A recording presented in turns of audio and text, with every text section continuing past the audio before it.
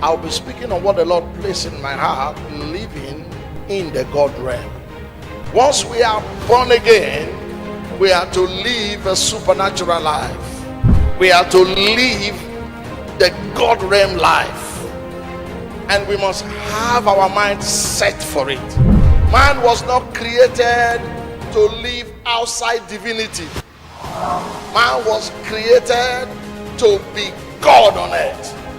God wants us to dominate our space, to rule, to live in authority, to reign on earth, not just over demons. So the church should not just put our heads only on demons. After we finish casting out the devils, we must bring the excellence of God into manifestation. Now, why is saints today not understanding the kind of life that God wants you and I to live? And I want to bring out 5 points that carries God's DNA, living in the God realm. He said, be fruitful, multiply, replenish the earth, subdue it, and have dominion. Say with me, fruitfulness, multiplication, replenishing, subdue, having dominion. And so we must understand, living the God life is manifesting these 5 dimensions. And so our Christian life is not just for us to be chasing things on earth. No, we are called into God's presence.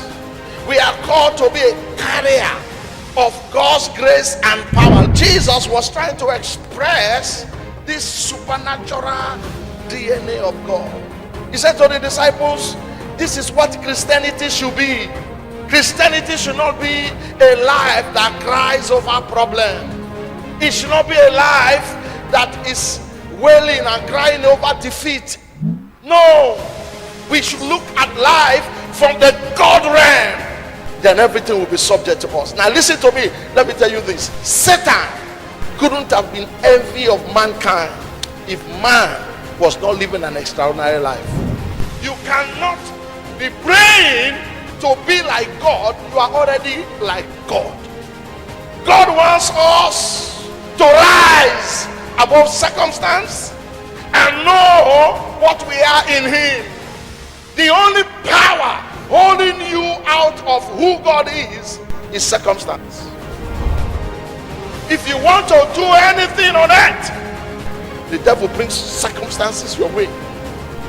Situations, friends that have denied you and refused you, things that have happened negatively around you, they all covers your mind. And then you begin to look. But that's why David said, I look up to the hills from whence